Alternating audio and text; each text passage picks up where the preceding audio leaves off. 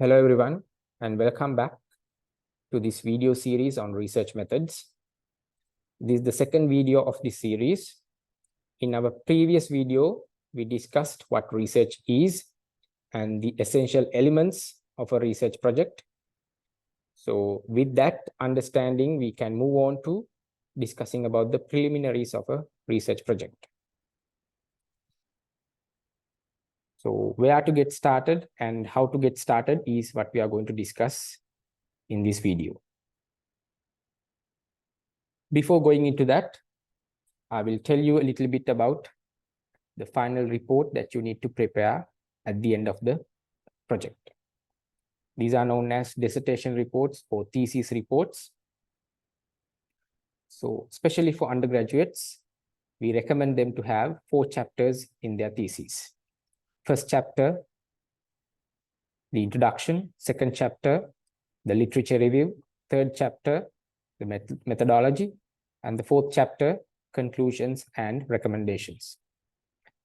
So this video or this lecture aligns with the first chapter of your thesis, which is the introduction. So what you should have under the first chapter, under the heading introduction, or else what you need to do in order to complete the requirements that are essential for the first chapter, or to introduce your research to other people, to the scientific community, is the content of this video. So you will have to discuss about the background of your research. You will have to discuss about the problem that you are addressing through your research. And then, of course, you have to tell what your objectives are. So these 3 parts are a must to introduce your research. Whether you are presenting it to an audience, whether you are presenting it as a publication through an article, a research paper, conference paper, or maybe through your dissertation, whatever it is, you must have all these three parts in your research. So let's go into the background, problem, and objectives step by step and try to understand what these are and what they mean and what you need to do in order to define them. So let's start with the background. You need to first understand the background of your research area.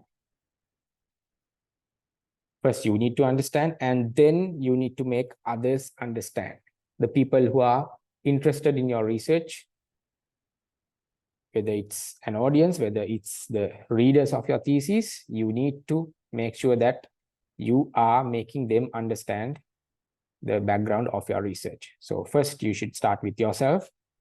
So this is simply you reading or watching the resources available to you in order to understand the relevant theories, concepts, or any other related matters of your research area, because you have a specific topic or a specific research area that you are working on at the moment. So before you get into the exact topic, you need to understand about the background of that topic, right? So I will give you an example and tell you the difference between the exact topic and the background of your research, right? So there can be different strategies that you can adopt into understanding the background. For example, you can talk to your supervisor. If you have a supervisor, the one who gave you the research topic or the research idea, you can talk to him or her and get an understanding as to what this research is about and where it is coming from. If you have a team of research scholars, if you have a research team with you, can of course talk to them. You can read research articles, you can read books, you can read any other publication available to you. You can watch documentaries, and these days we have YouTube and other media platforms. You can watch videos. So it's just about studying the background without straight away jumping into the research topic. You can study the background and then slowly approach the exact problem, exact topic that you are going to study, right? So let's take an example to understand what this background search is about, right? So let's say this is my topic, or this is what I'm going to do, right? So this is about tsunami hazards. So it's a prediction model. So I'm going to develop a prediction model for the wave height. When a tsunami event occurs, it creates tsunami waves, and these waves travel and they can reach the nearby land, causing some sort of a destruction, right? So these waves are carrying energy. So the energy of the wave has something to do with the height of the wave, right? So if we can have an idea about the height of the tsunami wave, we can understand what sort of a damage it will cause. So if we can predict the wave height, then we can be ready. We can either start evacuation, or we can come up with some sort of a strategy to face the tsunami, right? So this topic is about developing a prediction model for the tsunami wave height using the Richter scale magnitude and the location of the earthquake, right? You know, usually tsunami hazards or tsunami events occur due to earthquakes. And to measure the magnitude of the earthquake, we use the Richter scale. So if we have access to these data, and using those data, if we can come up with a model to predict the wave height, then we can predict, or else we can come up with strategies in order to minimize the damage, right? So if this topic is given to me, this is what I would study to understand the background. This is just a suggestion. There is no hard and fast rule. So if this topic is given to me, I will just go and find resources to read, watch, and understand about tsunami generation, how a tsunami is generated, right? So by referring to these resources, I can understand that it can be caused by an undersea earthquake, or else an asteroid coming and hitting the earth, or sometimes there can be landslides occurring in the ocean, and also volcanic eruptions can cause tsunamis, and sometimes large explosions,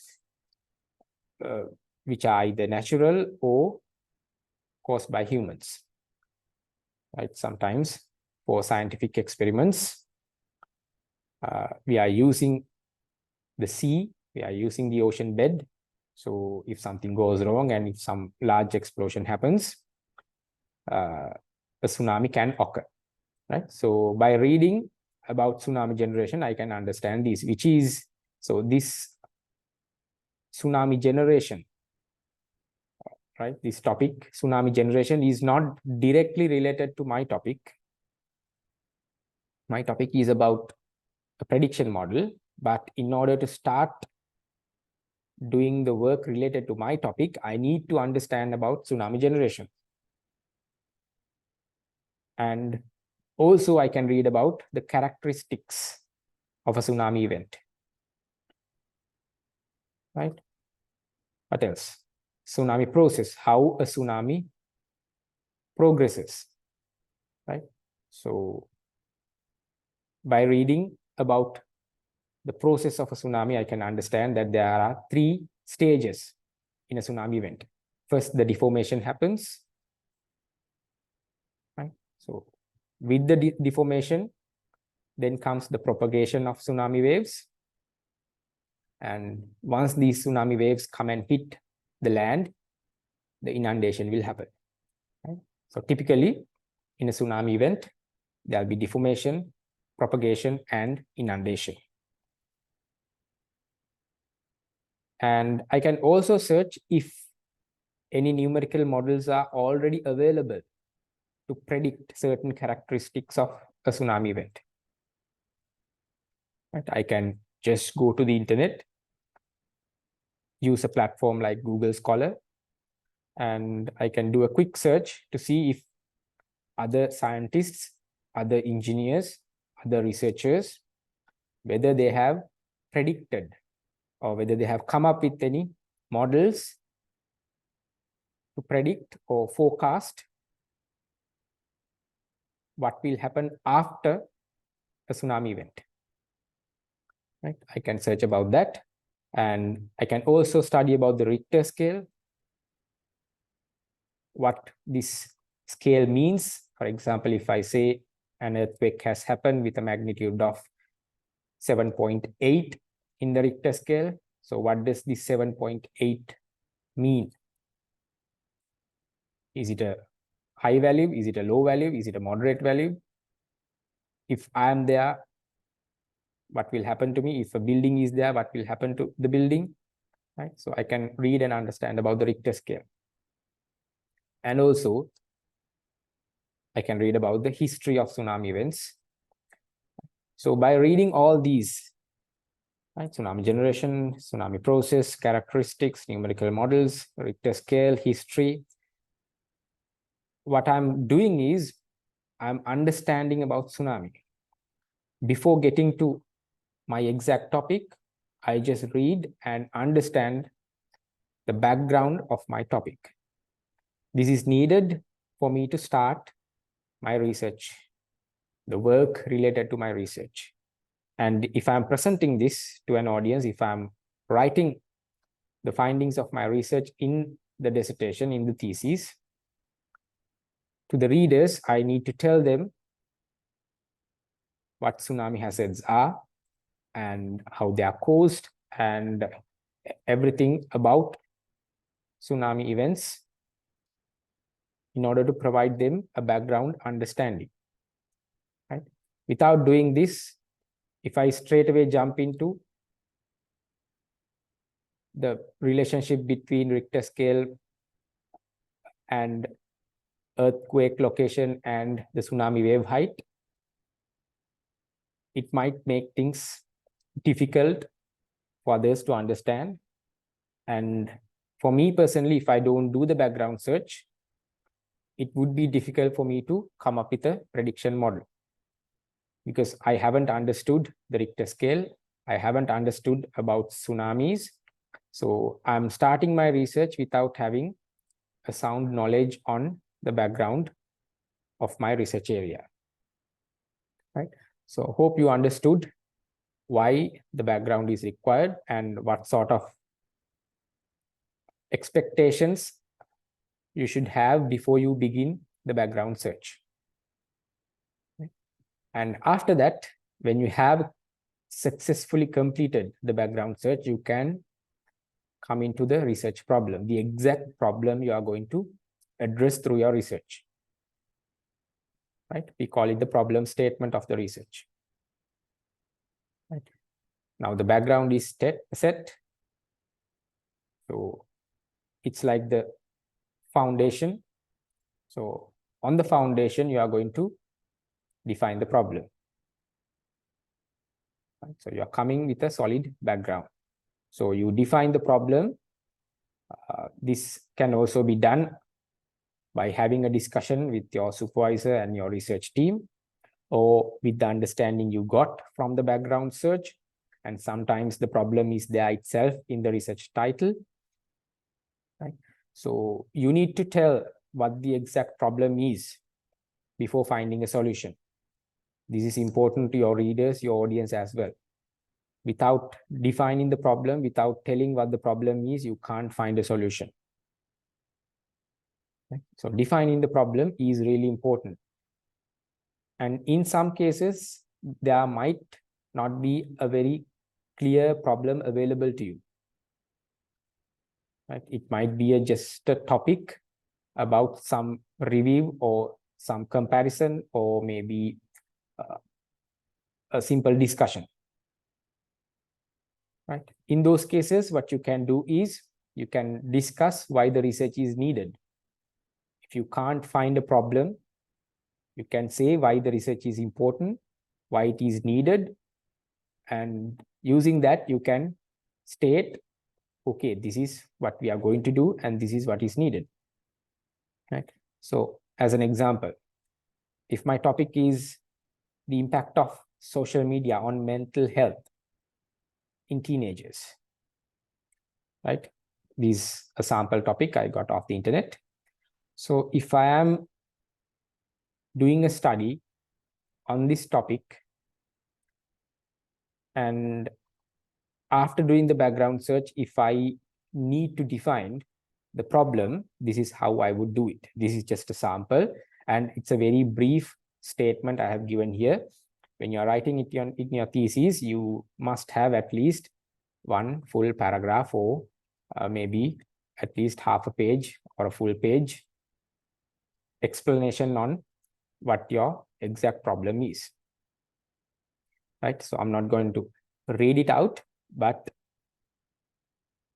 through my problem statement, through the definition of the problem, what I need to tell to my audience, to my readers, is the exact problem that we are addressing through the research topic that we have expressed at the very beginning. Right? So understand this flow. You define the background, and through the background, you come to the problem.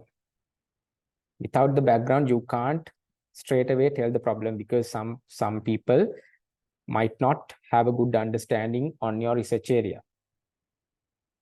Right? So for them, of course, you need to tell them, okay, we have these findings at the moment in the world with us. We have this knowledge available to us at the moment, but we have this problem with us which needs answers. When you tell the background and then define the problem, it makes more sense, and people will find it easy to understand. So after defining the problem, you need to tell them what you are going to do. So this is the third part of the first chapter, right? You need to tell them what your aim is and what your objectives are, and later you can even give a rationale. Right? So let's start with the aim. The aim of a research project is like the ultimate goal. Right? What you are finally going to achieve should be discussed under the aim. Right? So I will show you a sample here. So for this topic, development of a traffic calming strategy for industrial zones. If I am to define an aim for this topic, this is what I would choose: to reduce the travel time of road users in industrial zones. Right? My topic says development of a traffic calming strategy. But in my aim, what I have said is to reduce the travel time of road users. I haven't said anything about developing a traffic calming strategy in my aim. Right? If I develop a traffic calming strategy, what will happen? Right? What's going to happen is the travel time of road users will reduce.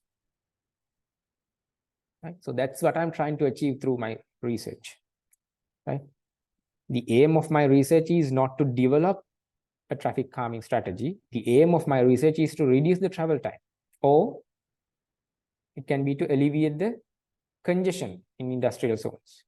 If you are getting rid of congestion, then that again means you are going to reduce the travel time. So whichever you want, you can word it as per your preference. but ultimately it will achieve only one thing, right? So you need to understand that aim is not always what is said in the topic. The topic might say one thing, but your aim can be something else. So another thing you need to understand is one research project will have only one aim. You can't have multiple aims, right? That's why I told you aim is the ultimate goal of a research. So to achieve this aim, to get to this destination, aim is like our destination. This is a journey. The whole research project is a journey.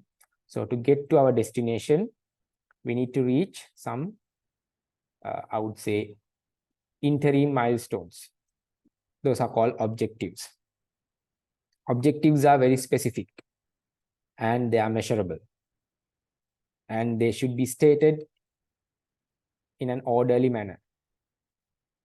In some cases, it can be the chronological order of events or activities that are happening in the project, right?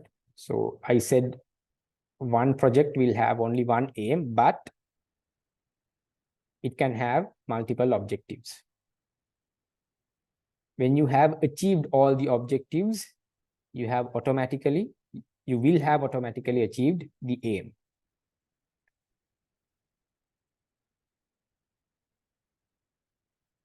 Let's see another example.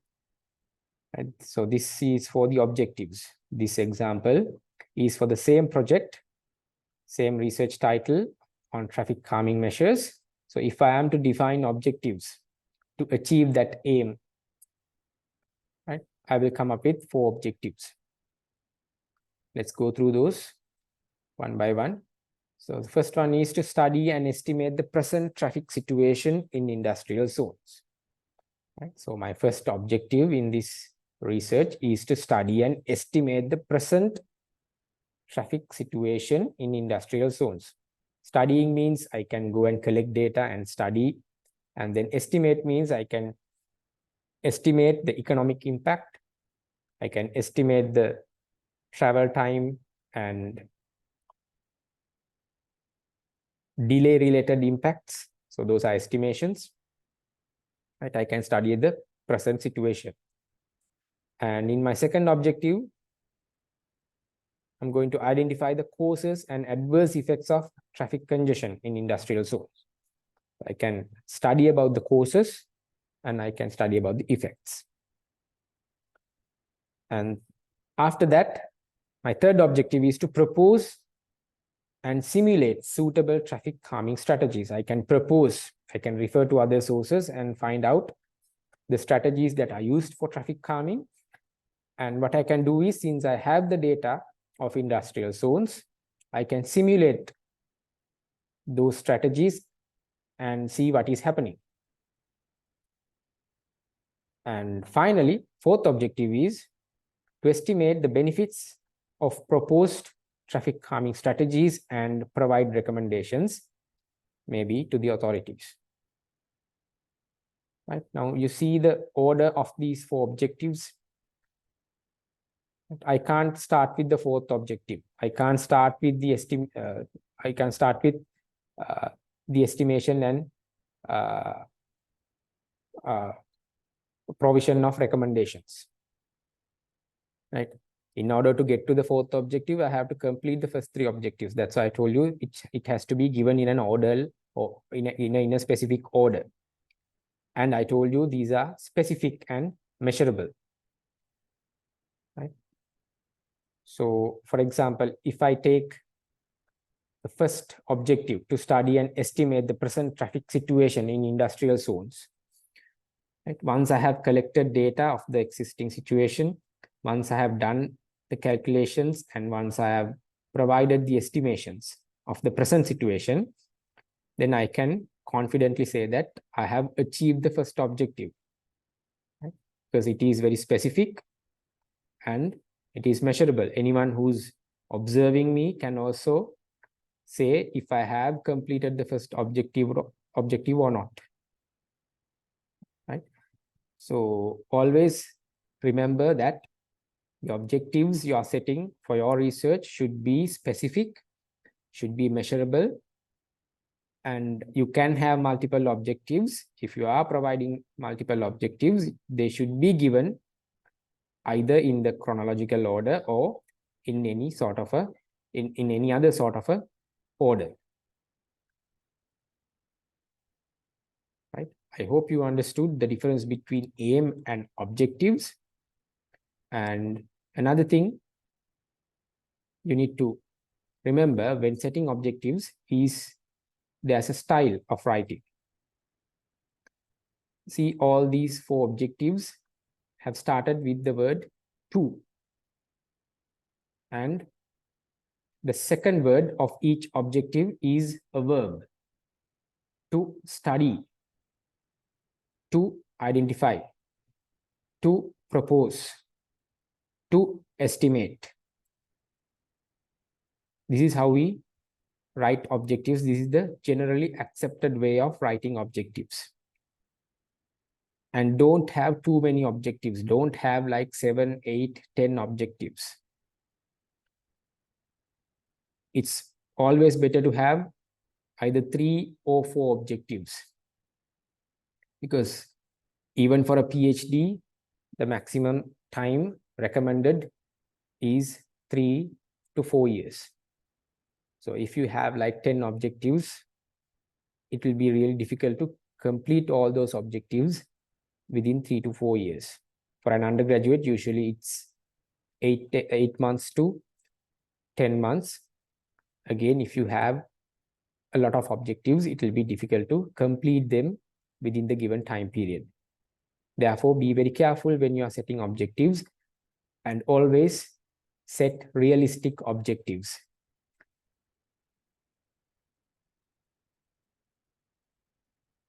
And the rationale of a research. Rationale is not always needed. For undergraduates, it's not needed. And for master's level students also, this is not necessary all the time. But if your research is funded by another agency, or else if you are applying for funding, then of course you will need a rationale, because rationale is where you justify your research. You will discuss about the purpose, you will discuss about the novelty, you will discuss about the significance of the research you are proposing and its impact to the society, to the scientific world. And you can also justify why the funds are needed and how much is needed and any other resources you are requesting. All these things are discussed under the rationale. So if you feel like your research requires a rationale, then you can add it here after the objectives. This is an optional component. Depending on the situation, you can decide whether you need a rationale or not. And in some undergraduate projects, you must provide a research proposal. And at the master's level, doctoral level, again, you will require to submit a research proposal. So the things we discussed so far, the background, problem statement, aim and objectives, rationale, those things should be there in the research proposal. In our next video, we will discuss about the literature review, how to do a literature review. Some proposals require a brief literature review as well. So you can have your background, problem statement, aim and objectives, and then a brief review of literature in your research proposal. So the proposals are usually evaluated based on the research idea and the timeliness, and of course the objectives. And then you can provide a time plan, a budget, and the expected outcomes, right? So you can include these in your proposal.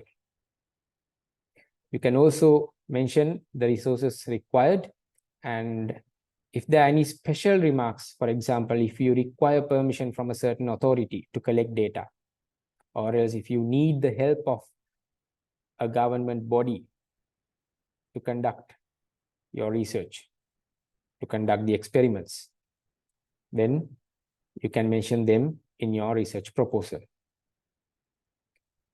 Further, you can discuss about the goods required, the material, equipment, hardware, software, consumables, and works required, such as civil works, installation work. And if you need a staff, if you need a group of laborers,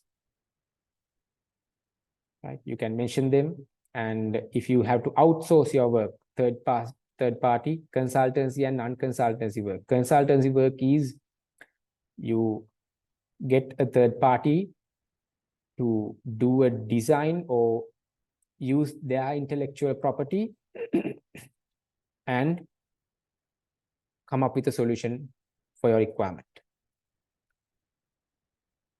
Non-consultancy is you give them the design or the solution or whatever the intellectual property related aspect that is required, and you get them to do the work for you.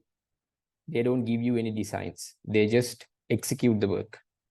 So if you need such services from third parties, you can outsource that. You can mention that in your proposal. And transport costs, overhead costs, shipping, taxes, and other expenses can be mentioned. And you should not forget about contingencies, price escalations, timeline variations, and other unexpected situations that might occur during the course of the given time period for your research. Right, so you can include these. Again, here we can't provide any hard and fast rule, because these requirements, these elements of the proposal will vary with the topic, with the requirements, with the situation. So you need to decide what must be included in your proposal. And this is a sample timeline, or a time plan, whatever you call it. So you can just give a breakdown of your work. You don't have to give specific dates. You can just put them as weeks, week number 1, week number 2, week number 3, and so on. And you can give a starting date. So we are starting on 10th of July. And from there onwards, first week we will do this, second week we will do this. Here you can show the works that are happening simultaneously.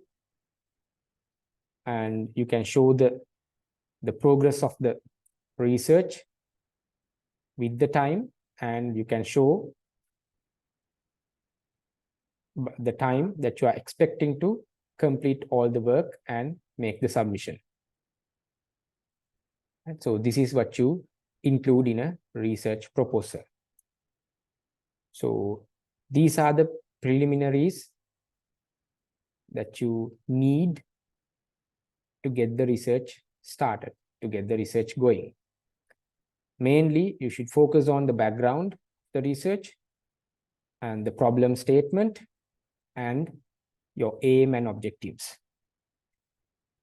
You need to get these defined. You need to get these parts completed to write the first chapter of your thesis. And also, if you are doing a presentation, if you are showing your progress to your funding agency or your supervisor or to any other party, make sure you are including these parts, because this is where you justify the research. This is where you tell others what your research is about and what the problem is and what your objectives are. So don't consider this as a simple task, because if you don't get this right, you will end up with a substandard output or with unsatisfactory results, or your outputs might not match with the research topic. There can be some shortcoming in your research. Therefore, make sure you are laying this foundation in a proper way. So that's it for this video, and I will see you with the next video with a discussion on the literature review. Thank you for listening.